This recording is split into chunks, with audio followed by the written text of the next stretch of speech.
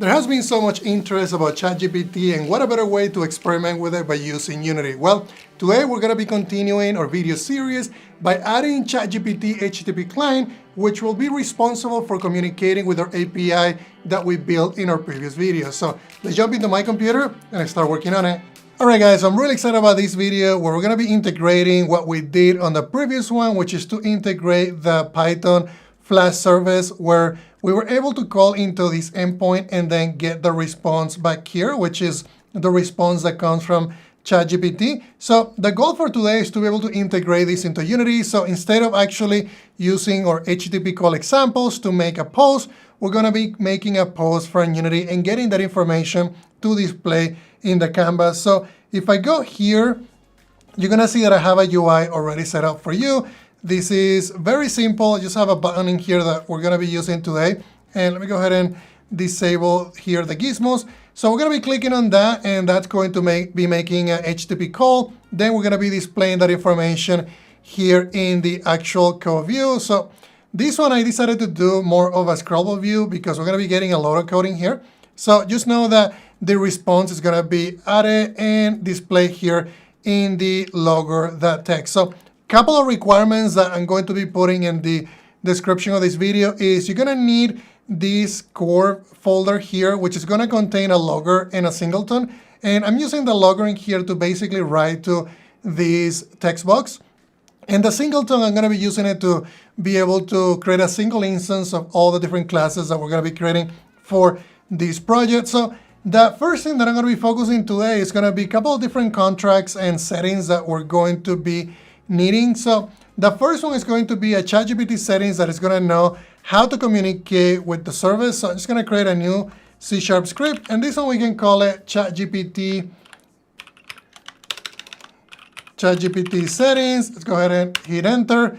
And this one is going to be a scriptable object. So let me go ahead and open it up. All right, let me make this a little bit bigger so you guys can see. So this one is basically going to go into a scriptable object instead of the mono behavior. I'm also going to be adding an option in here to be able to create these assets. So create asset menu. The file name of this is going to be ChatGPT settings. Make sure you put that around quotes.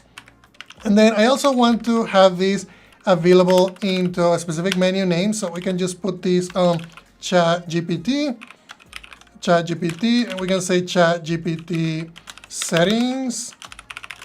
That way everything is going to be organized in that area. We can get rid of all these because we don't need the start method and that other method. So we can just say public string API URL. And then I'm also going to be needing a string. This one is going to be API key. Right now, ChatGPT doesn't provide these, but I'm just building it right now in a way that we can swap it as soon as ChatGPT has that available as an API. And then I'm also going to be adding a string of basically replacements. And this is so that we can inject different variables into these. Actually, this one is going to be called reminders because we're going to be adding different things that I want to be sending to ChatGPT over and over and over. And if you remember, this debug is what we're basically adding to be able to display the actual question and also the answer received from ChatGPT on the service. So we can just do that. The other one that I'm going to also need to create is going to be a contract. So I'm just going to go ahead and go here. And we can add a new C# file. This one is going to be the request that we're going to be sending. So I'm just going to call this one ChatGPT request. And then hit enter. And this is going to be just a POCO, a very simple C# script. And then I'll just do that. It's going to be public ChatGPT request. On the request, I'm going to be sending the question, right? This is going to be the JSON one that we're going to be creating and sending to the service. So I'm just going to do a getter and a setter. And then I'm also going to be using, because we're using the JSON, I'm going to be declaring a couple of different names in here. So I'm just going to rename the property of this to be property name and make sure that I add the namespace. So you can do control period and add newtonsoft.json. And then for this, I'm going to say property name. And the property name of this is going to be just question. Basically, you could designate these as a global setting to make all your properties lowercase in JSON. I'm just going to decorate them in here. And then we can just do something like that. I don't like to add the namespace, at least not for what we need today. And that's going to be this object. We're also going to need to do a response object, so we can do that. And then what we can do to do a response object, it's going to duplicate that object. And then this one is just going to be called response. And then let's go ahead and hit enter to rename it. And then we'll just rename it in here. It's going to be response. And then in this case, I'm just going to go ahead and do reload. In this case, we need to get out the actual data from what we got from ChatGPT. So I'm going to go ahead and change this property here to be data. We can do that. And then this is going to be the data that we're getting back into this object. So those are going to be the two ones that we need. Normally settings, I normally don't put them under contracts. I'm going to put it just right under ChatGPT. And then when we start integrating Sketchfab, we're also going to have one settings for that. So we'll create a folder for Sketchfab to be able to do that. So that looks great. So now what we need to do is we need to work on the actual client that is going to do the communication. So we have a client in here, but it doesn't have any implementation. I actually did this on purpose. It's just ChatGPT client, and it's using my singleton, which I show you that we needed to bring in, which is basically this one right here. And what we need to do here is we need to go ahead and implement it. So what I'm going to do here is I'm going to add a serializable field, and serialize field. And let's go ahead and do control period to bring that in. And this one is going to be, we can make it private, and serializable field will make it to be exposable through the inspector. And then this one is going to be my settings, right? So I'm just going to say ChatGPT settings. And we're going to be basically associating that through the inspector. So that's why I did that. I'm also going to be needing a public method in here, which is going to be an enumerator. And we're also going to need to bring that to the namespaces. I'm going to be allowing, to ask a question in here. So we can just, have the question that we're going to ask. Then the question that we're going to ask is going to be passing to prompt. And then the action that we're going to need here when this executes is going to be the actual response that we got from ChatGPT. So I can just say ChatGPT response, and this is going to be my callback, right? So we can do something like that. So the next thing that we need to do, though, is I need to pull the URL from the settings. So I'm just going to say URL equal, and then ChatGPT settings. And I want to make sure that if we are in debug, that I add the debug flag to the URL. So I'm just going to do here my interpolation, and then we can say ChatGPT. We can check to see if the debug is set to true. If it is set to true, though, I'm going to just basically append this, and then we can just say true. Otherwise, what we're going to do is just going to put in the actual URL. So we can just do the API URL in here. So this is going to allow us to, and this one right here actually needs to be API URL. So basically, if the bug is set to true, we're going to grab the API URL and then append the bug equal true. Otherwise, we just do the actual URL. And then what I'm going to do here is I'm going to do a Unity web request, do control period to bring in that networking, and then do request equal to, we're going to be getting a new request. We need to pass in that URL that we're going to be doing. And then this could be an enum. Right now, we can just hard code it to post, but you can do a get, you can do a post, a head, different, all the different HTTP methods can be used with these Unity web requests. So once we have that, we need to get our bytes, and it's going to be basically the body that we're going to be sending to the service. And then it's going to do equal, and then system, the text, we need to encode this. I'm just going to do encoder and encoding. And then this is going to be UTF-8, and then we're going to be getting the bytes. And the way that this is going to work, though, is we can just do that. And then inside, what I'm going to do is I'm going to do JSON convert, again, from Neonsoft. And we can just be bringing that namespace in here. We're going to be serializing the object, and the object that we're going to be serializing is going to be basically the ChatGPT request object that we just created. And I want to pass in a question, so I'm just going to say prompt, and the prompt is a string, so that type is going to work just fine. And then all I need to do here is just do, I think I need one more parenthesis. There we go. So we have our body in there, and we encode it. We get the bytes, and we encode it in UTF-8, and we basically get the byte array that we need to send to the service. So the other thing in here, though, is I may want to add different reminders to this, and we can do that on the next video. For now, we're just going to be passing in the prompt. But in the latest videos, I'm going to be adding the reminders in this section of the code. So we can add a to-do here, reminders to the question.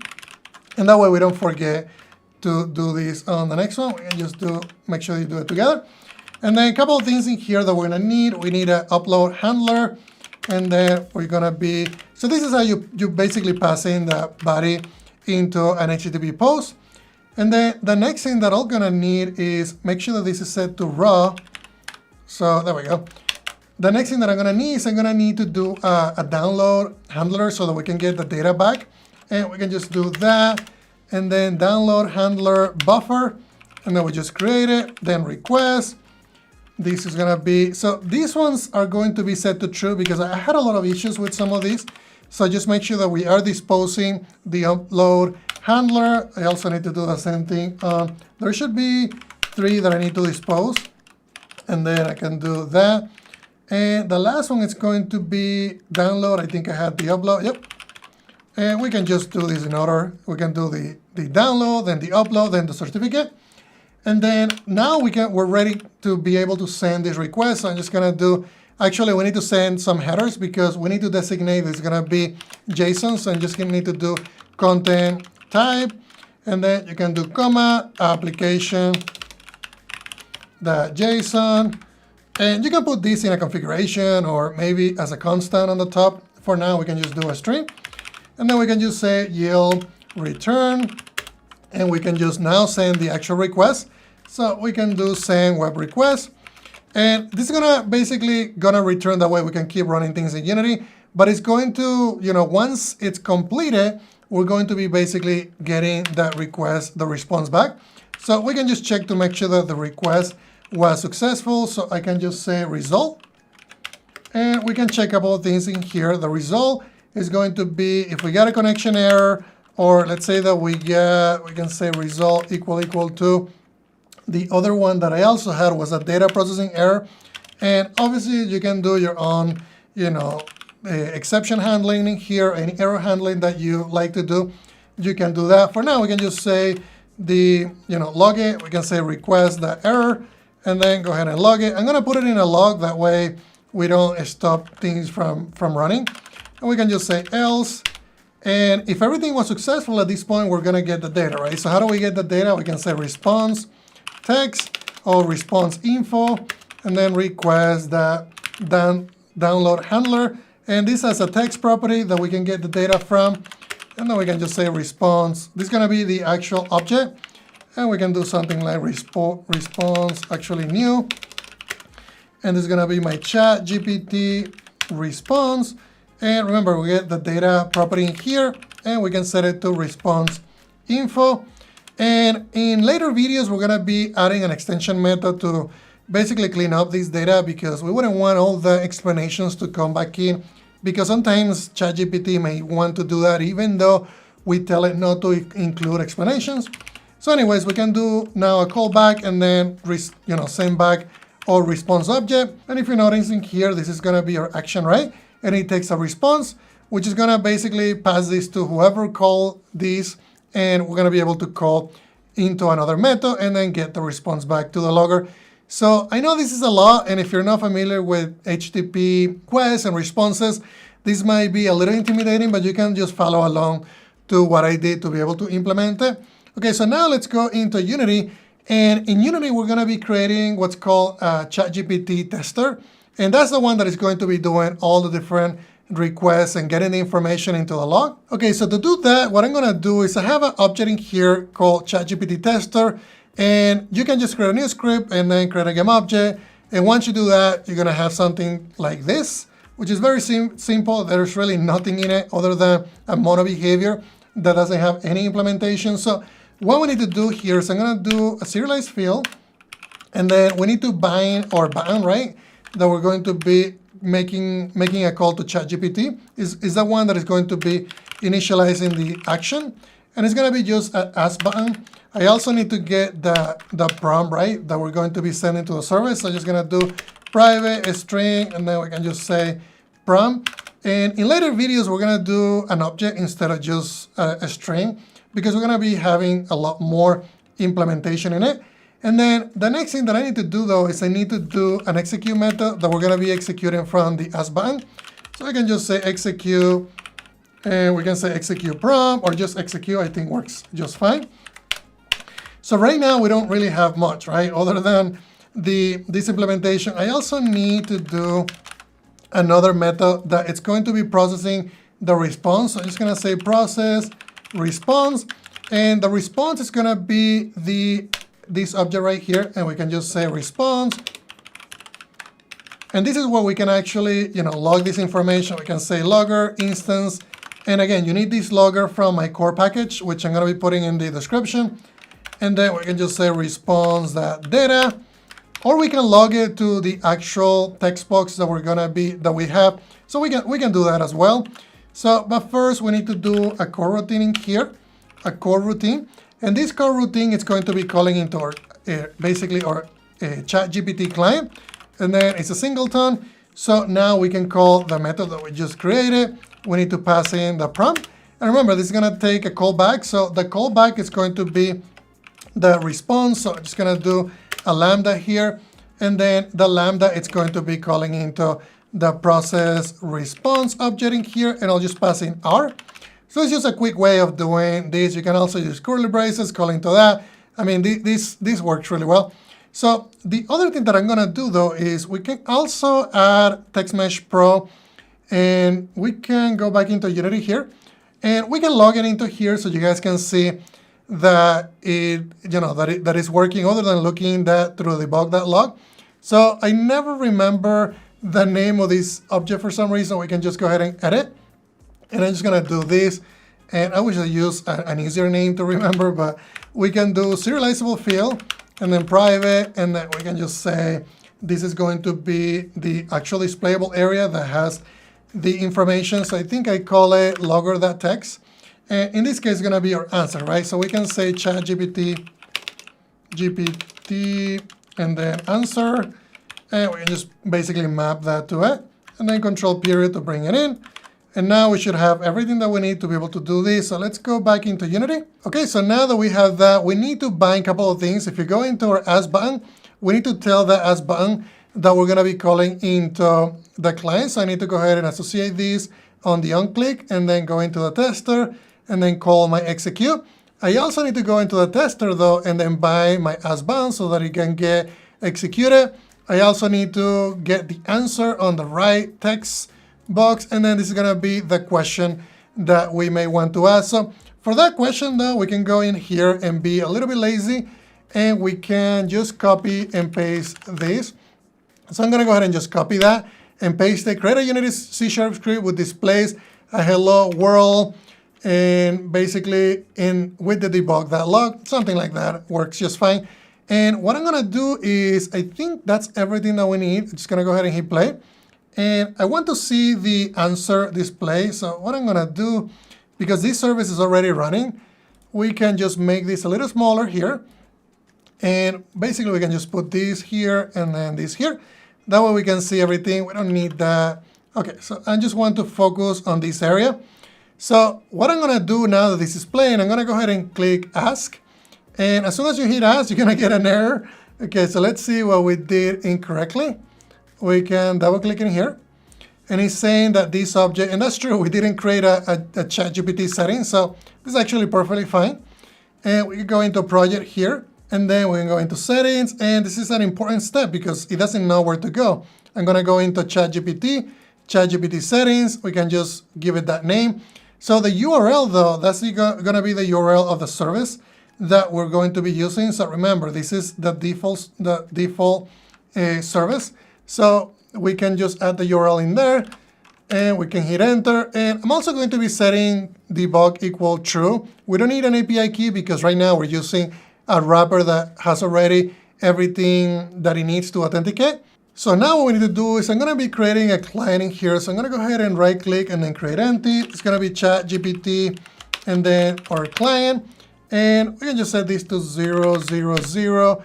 And I'm going to be adding the client, so ChatGPT client. And it's going to be taking in a setting. So let's go ahead and drag it and drop it. And that's everything that we're going to need. We can just go ahead and collapse this.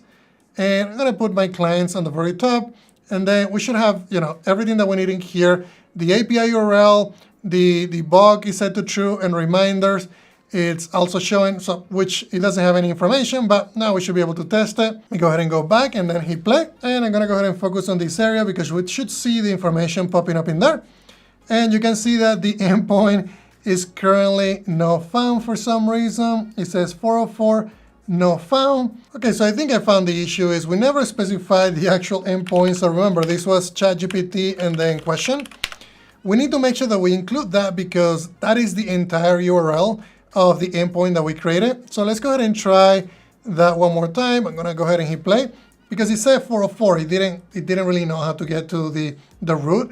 This is the route that we designated, so it needs to know how to get to that. All right, so here we got the answer. We asked create a Unity C# script with displays hello world with debug log, and we got the information in here, and we also got the information in Unity. So the cool thing with this though is I can go in here, and if I wanted to add something different, we can say create, I don't know, 10 cubes in Unity with C# and rotate them.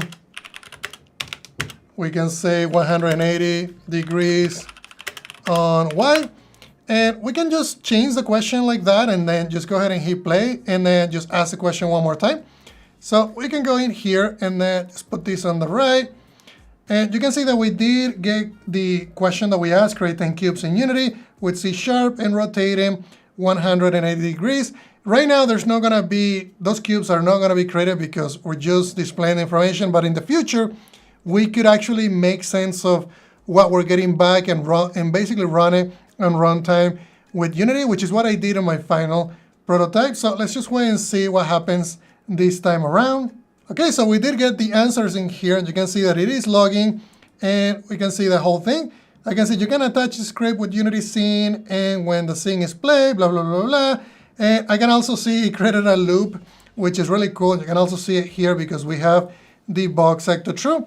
And it's looping through, 10 iterations, instantiating a cube prefab, which in this case will cause an error unless you had the cube prefab already associated. But let's say that we do. We have a script that it's fully, it could fully work in Unity. So that's honestly everything that I wanted to show you today. So in the next video, we're gonna be starting to look into how we can run this in Unity by using the Ruslim runtime compiler and how we can basically bind to some of these methods by using that compiler. So that's everything for today, guys. If you guys have any other questions, please let me know in the comments. Thank you.